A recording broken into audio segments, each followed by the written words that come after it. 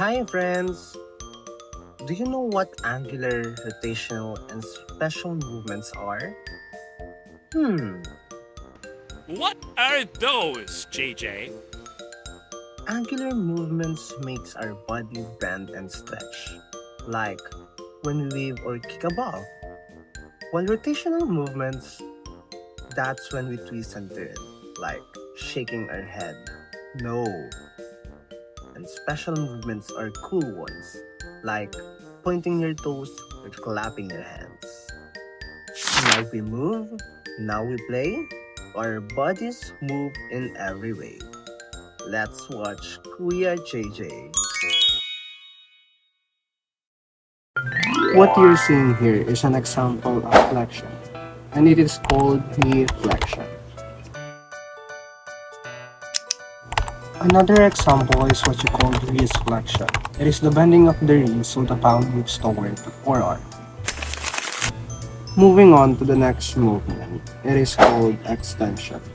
And what you're seeing right here is an example of shoulder extension. Another example is knee extension. It straightens the knee to move the leg forward. On the other hand, hip abduction is part of the abduction movement, wherein it moves the leg sideways away from the body.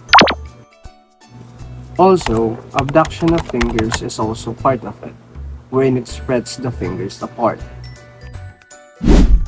In contrary, this movement is an example of adduction, and what you're seeing right now is an example of hip adduction.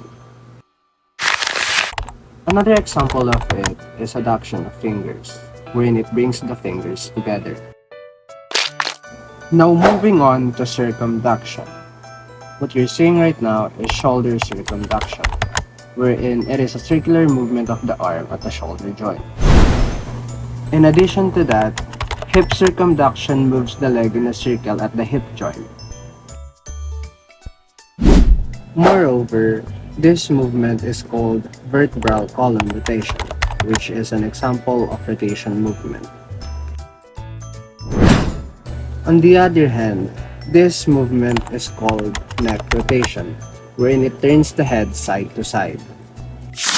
Furthermore, shoulder internal rotation is an example of medial rotation, wherein it rotates the arm inward. Another example of it is lower limb internal rotation, wherein it turns the leg inward toward the midline. Now in the part of lateral rotation, one good example of it is lower limb external rotation, when it turns the leg outward away from the body's midline.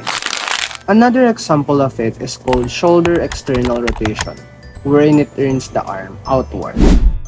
So for our next movement, it is called mandible elevation. It closes the mouth raising the lower jaw. Now for this movement, it is called shoulder elevation, wherein it shrugs the shoulder upward. In contrast with that, mandible depression opens the mouth, lowering the jaw. One other example of depression is shoulder depression, wherein it lowers the shoulder. Now moving on to special movements. This movement is called dorsiflexion, wherein it bends the foot upward at the ankle.